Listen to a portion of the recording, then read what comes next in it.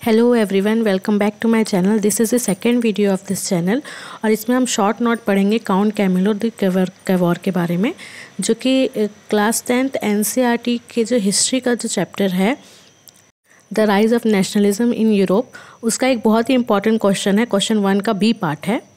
तो देखिए, इटली के यूनिफिकेशन में ये 3 लीडर्स जो थे वो बहुत इंपॉर्टेंट रोल प्ले किए थे। एक थे मजीनी, जिनका मैंने शॉर्ट नोट ऑलरेडी अपलोड कर दिया है, आप देख सकते हैं इस चैनल में जाकर, और गैरिबेल्डी और कैवोर। तो कैवोर के बारे में हम इस लेक्चर में पढ़ेंगे। तो स्टार्ट करते हैं।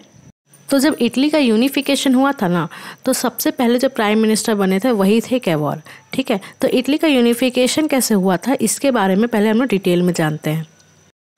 ये जो मैप आप देख रहे हैं वो अनयूनिफाइड इटली है, मतलब कि जब यूनिफाइड नहीं हुआ था तब का इटली का पार्ट है ये। तो देखो, जो ये पिंक में पार्ट है, जो पिडमोंट सार्डिनिया, इसी के जो पीएम थे वो थे कैवोर। पहले मतलब जो यूनिफिकेशन के पहले पिडमोंट सार्डिनिया के वो जो पीएम थे कैवोर। ठीक है, और इसके जो राजा थे यहाँ के वो थे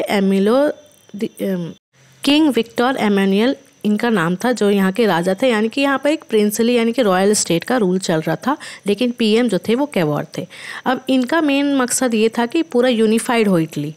अब इटली को यूनिफाइड करने के लिए यहाँ के जो प्रिंस थे और जो कैवोर थे वो लोग मिलके, जेसेपी मजीनी मिलके, और ये लोग जो लीडर्स थे वो लोग मिलके, इन्होंने क्या क्या किया ये हम लोग इस लेक्चर में पढ़ेंगे। तो ये ना, इनका जन्म जो है वो कब हुआ था? 10 अगस्त 1810 टुरिन इटली में हुआ था। और ये इनका डेथ कब हुआ था? 6 जून 1861, जो 50 साल के थे, और टुरिन इटली में ही इनका डेथ हुआ था। इनको जनरली कैवोर के नाम से जाना जाता था।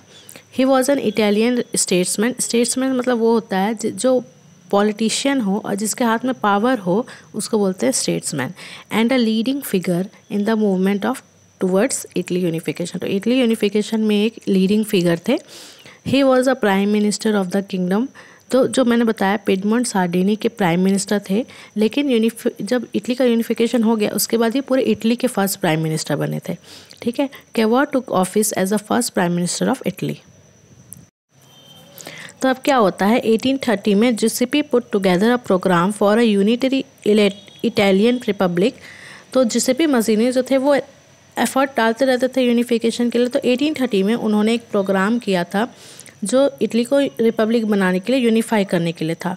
ही फॉर्म्ड अ सीक्रेट सोसाइटी। उन्होंने एक सीक्रेट सोसाइटी बनाया था जिसको नाम उन्होंने दिया था यंग इटली। ठीक है, लेकिन ये क्या हुआ, फेल हो गया, ये सक्सीड नहीं हुआ। तो फेल होने के कारण क्या हुआ कि इनका रिवॉल्यूशनरी अपराइजिंग हो गया, यानी कि रिवॉल्यूशन ज़्यादा करने लगे, तो इनको एग्जाइल कर दिया गया था, जैसे मैंने बताया था पिछले लेक्चर में। तो क्या हुआ कि जब ये फेल होने लगे तो किंग विक्टर इमैनुअल सेकेंड, जो कि पिडमोंट सार्डिनिया के किंग थे, उनके ऊपर सारा रिस्पॉन्सिबिलिटी चला गया इटली को यूनिफाई करने का। ठीक है, तो वो किंग विक्टर इमैनुअल सेकेंड के साथ कैवोर ने मिलके एक स्टेट्समैन के मतलब मूवमेंट को वो लोग क्या किए, सपोर्ट किए और आगे बढ़ाए। क्योंकि कैवोर जो था स्टेट्समैन था, तो उसके पास भी पावर था, तो वो दोनों ने मिलके क्या किया, आगे इसको इटली को यूनिफाई करने के लिए बहुत सारा एफर्ट किया। Cavour speak French much better than Italian. तो कैवोर जो फ्रेंच अच्छा बोलते थे इटालियन के बजाय, फ्रेंच उनका अच्छा था। तो एक एलाइट बना था, एलाइट यानी कि ग्रुप बना था मेंबर्स का, जो पावरफुल मेंबर्स थे।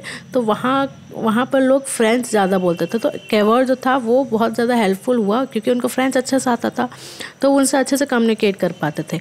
He formed a tactful diplomatic alliance with France to defeat Austrian forces in 1859। तो जो ऑस्ट्रियन फोर्सेस थे वो नॉर्थ में थे इटली के। ठीक है, तो वहाँ उनको हराने के लिए पहले एक डिप्लोमेटिक अलायंस बना था, जो कैवोर ने बनाया था, जो फ्रेंच के साथ था। तो वो फ्रेंच अच्छा बोलते थे, तो अलायंस बनाए थे फ्रेंच लोगों के मिल के, क्योंकि वो डिफीट कर पाए ऑस्ट्रियन फोर्सेस को, और वहाँ पर भी इटली को अपना कवर कर पाए, मतलब उसको भी इटली के अंडर ले पाए, ताकि क्या हो जाए, वो कवर हो जाए वो पार्ट, नॉर्थ पार्ट।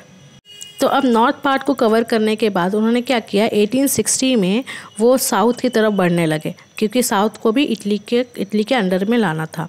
तो they march to south Italy and succeeded in winning with the help of local peasants. तो वहाँ के जो लोकल पीजन थे साउथ के, उनको हेल्प में लेकर वो वहाँ पर भी अपना सक्सीड कर गए और वहाँ पर भी कवर कर लिया गया साउथ इटली को।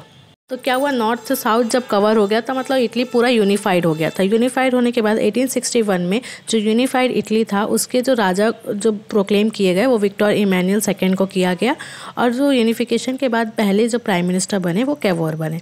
तो एक बार मैप में फिर से दिखाऊंगी कि ऑस्ट्रेलियन फोर्सेस ऊपर में थे, ऑस्ट्रियन फोर्सेस ऊपर में थे, बीच में कौन, सेंट्रल में कौन था और साउथ में कौन रूल कर रहा था। एक बार मैप में हम लोग फिर देखेंगे।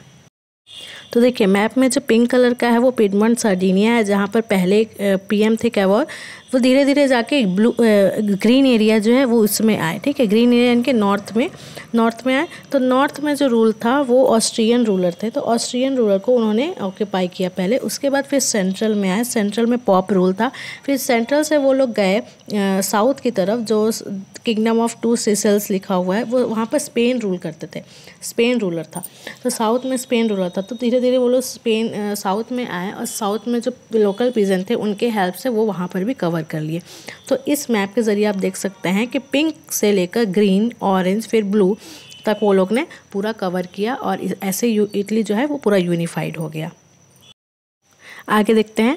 Count Camillo de Cavour made considerable efforts in the creation of modern Italian state. तो जो काउंट कैमिलो डी कैवोर था वो बहुत ज़्यादा अच्छा एफर्ट किया था मॉडर्न इटालियन स्टेट बनाने में और इटली को यूनिफाई करने में। अनफॉर्चुनेटली लेकिन क्या हुआ, he died just 3 months after the declaration of United Italy. जिस दिन मतलब जिस समय यूनिफाइड इटली डिक्लेयर हुआ उसके 3 महीने बाद उनका डेथ हो गया अनफॉर्चुनेटली, और ऑन 6 जून 1861।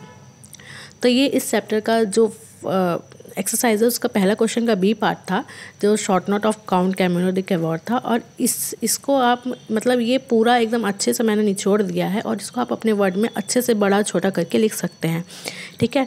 तो आई होप आपको वीडियो पसंद आया होगा। Thank you.